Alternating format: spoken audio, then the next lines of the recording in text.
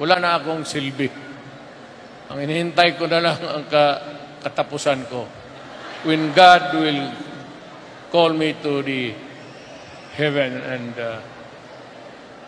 alam mo, sa totoo lang, pag ako ang nasa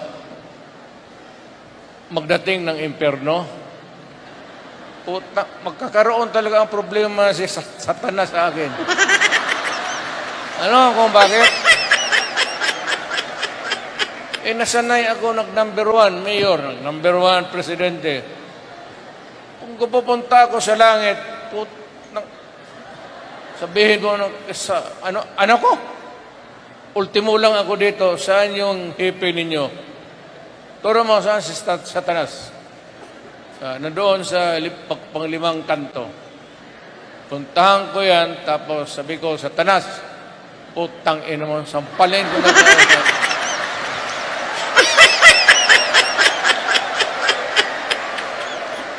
Kaya ang sinabi ko sa mga tauhan ko, pag namatay ako, lagyan mo ako ng gunting sa likod.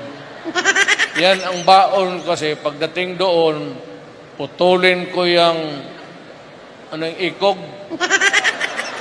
Buntot. Buntot. Buntot.